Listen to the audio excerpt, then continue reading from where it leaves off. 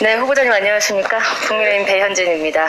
예, 저희 청문회가 열리기 전에도 본회의장에서 그리고 저희 의원 사무실로도 여러 차례 다녀가시면서 청문회를 잘 좀 이렇게 치렀으면 좋겠다라는 바람을 강렬하게 전하셨는데요. 어떻게 후보자 검증석에 앉으시니까 더 힘드시죠? 엄청 떨립니다. 예, 장관 후보자가 반드시 갖춰야 할 자질 첫 번째 뭐라고 생각하십니까? 일단 그 정책을 피는 해당 관련 부처에 대한 전문성이요? 철학과 예. 전문성 전문성에 대해서 전문성도, 참 예. 말씀이 많으시죠. 자, 이 자리에도 전직 장관 두 분이나 계신데요. 제가 후보자를 따로 비교하려는 것은 아니라 이 전직 장관 두 분께서는 사실 그 분야에서 누구 하나 이견을 달 수 없을 만큼 전문가셨고 또 정평이 나 있는 분들이셨는데 그 부분에 대해서 좀 약하다라는 세간의 평가에 대해서 후보자 인정하십니까? 네, 다른 장관님들의 어떤 이력에는 훨씬 못 미칩니다만은 그럼에도 못 불구하고 미치는 게 아니라 전혀 문화체육관광에 대해서 그 활동이 사실상 없으셨었죠. 실제는 직책만 없다 뿐이지 활동은 의원님 미력이나마 좀 있습니다. 그 나중에 한번 설명을 예. 드리고요. 자, 그리고 두 번째로는 아마도 처음부터 저희 그 도종환 위원장께서도 강조하셨는데 정부 국무위원이기 때문에 아마 도덕성 문제에 관해서 굉장히 또 송곳 질의가 또 막 준비를 하셨을 겁니다. 여러 위원들께서요. 그만큼 철저하게 검증돼야 되는 부분인데요. 며칠 동안 언론에 드러난 여러 의혹들을 보면요. 안타깝지만 후보자께서 그 국회의원 신분을 이용해서 상당한 특혜를 누렸거나 이 도덕성 부분에 굉장히 해이해 있었다라는 그런 의혹들이 많이 제기됐습니다. 인정하십니까? 네, 그렇게 이제 기사가 쏟아져 나오니까 전반적으로 송구스럽습니다. 그러나 해명하고 소명할 부분이 있습니다. 전혀 인정하지 않으십니까? 전혀 예, 인정하는 넘어가겠습니다. 소명할 부분이 자, 있습니다. 어제 그 뉴스 보도 하나 아마 확인하셨을 겁니다. 오시기 전에. 자, 제가 PPT로 띄웠는데요. 이거 보고서 기억나시죠? 네, 저는 저 보고서를 본 적은 없는데요. 네. 후보자께서 국토교통위원으로 활동하던 시절 네. 국토교통위원회에서 연세대에 용역보고를 줬던 그런 연구 보고서입니다. 네, 의원님, 예, 저거는 전혀 기억 안 나십니까? 예, 보통 상임위원장이 보통 용역을 주는 그게 있습니다. 예, 기억 안 나신다고 하면 위원들은 넘어가겠습니다. 못 줄 수가 있습니다. 예. 그러면 그 발주 현황을 보면요. 제가 기억이 전혀 안 나신다고 하니까 이름을 말씀드릴게요. 성함을. 연세대학교 김갑성 도시공학과 교수님이십니다. 누구시죠? 네, 지도 교수님입니다. 후보자의 대학원 박사 논문 과정 지도 교수시죠? 네. 예, 이 연구 보고서의 책임 교수십니다. 2천만 원을 받고 국토교통위로부터 발주를 받아서 연구를 진행을 하셨고요. 정확히는 2017년 9월에 발주해서 2017년 12월에 보고서를 완료하셨습니다. 자, 그런데요. 다음 사진 한번 보실까요? 후보자의 박사학위 졸업 논문이요. 2017년 12월에 완료가 돼서 박사학위를 취득하시게 됐죠? 네. 예. 지도 교수께서 연구 보고서를 완료해서 국회에 제출하셨던 그 시기와 후보자께서 논문을 완성했던 시기가 공교롭게도 일치합니다. 전혀 보고서에 대해서는 기억이 없으시다고 한데요. 어제 뉴스 보도 한 장면 보여드리겠습니다. 김 교수의 용역 보고서와 황 후보자 논문을 비교해보니 스마트 도시의 정의와 해외 개념을 서술한 부분은 그대로 영어로 번역됐습니다. 자, 그대로 번역됐다라는 표현을 기자가 사용을 했습니다. 제가 살펴봤습니다. 아주 꼼꼼히 미리 사전에 여러 민주당 위원님들께도 또 위원장님께도 황희 후보자께도 배포해드렸는데 보시면 한글 보고서 연세대에서 국회 제공한 이 한글 보고서가 영문으로 그대로 직역돼서 후보자의 논문 속에 그대로 담겼습니다. 후보자께서는 전혀 본 적이 없다고 하시지만 동일한 시기에 제출이 됐기 때문에 두 문서가 그렇죠? 인용을 할 수 있는 일반적인 논문 작성에 그런 시간적인 여유가 없는 상태에서 후보자께서 그대로 직역을 해서 베껴 썼다라고밖에 합리적인 의심이 들 수밖에 없는 상황입니다. 네. 예. 저도. 자, 그러면 후보자께서 억울하시다고 하면요. 이렇게 생각을 해야 합니다. 제가 예시를 드릴게요.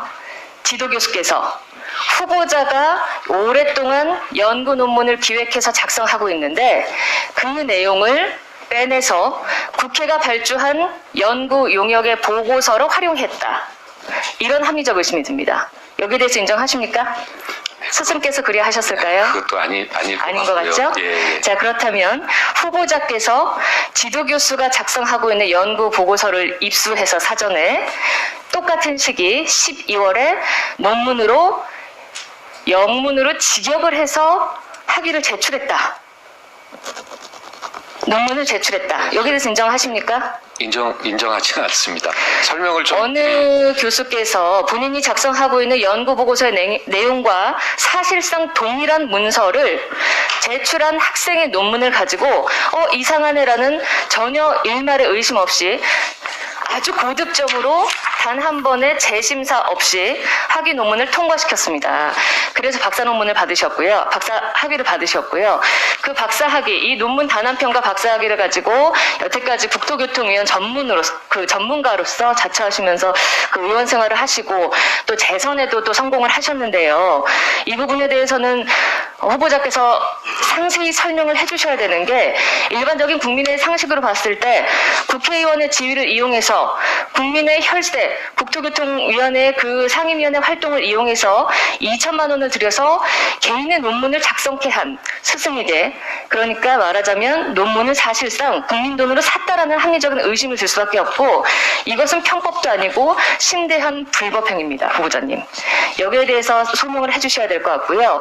자칫 잘못하면 후보자께서 엘리트 범죄에 가담을 했다라고 국민들께서 오해하실 수밖에 없겠죠. 예, 이 부분에 대해서 상세한 소명 부탁드립니다. 네, 의원님, 제 논문이 뭐 대단한 논문은 아닙니다. 네, 그래서 되게 간단하고 심플하고 분석 방법도 아주 가장 쉬운 걸로 했고요. 그래서 그 논문 자체가 뭐 대단한 논문이라고는 말씀드릴 수 없고요. 먼저 그 용역을 준 것은 저도 오늘 알은 사실인데요. 그것은 보통 상임위 위원장님이 그런 예산이 있습니다. 그래서 상임위 위원장님들이 결정을 해서 하는 거기 때문에 국토교통위원이 어느 분한테 용역이 갔는지는 알 수가 없습니다. 그래서 그 부분을 꼭 말씀드리고 싶고요. 그다음에 논문에 대해서는요, 김갑성 교수님하고 저는 당시 이제 국가 스마트 시티가 추진되는 과정이었습니다. 그런 과정에서 논문이라고 하면은 실제로 그 메인 바디가 아주 중요합니다. 그래서 실제 앞에 지금 의원님께서 지적하신 부분은 여러 가지 표라든가 해외에 있는 표라든가 또 여러 가지 정의라든가 규정이라든가 이것은 저도 차용을 하는 거고 아마 김갑성 교수님도 차용을 하는 거고 다른 사이트에서, 그래서 그 출처를 적시해 놓고 있거든요. 중요한 것은 뭐냐면은 그런 배경과 정책 방향이 있는데, 그러면 제 같은 경우에는 논문 메인 바디에 보면은 그것을 이제 설문을 설계하고 이것을 어떤 분석을 통해서 어떤 유의미한 결과를 내느냐, 이것이 이제 논문의 핵심입니다. 그래서 앞에 국내에서는 스마트 시티 관련해서 논문도 거의 없기 때문에 사실 처음 기준을 잡는데 매우 어려움이 있었고요.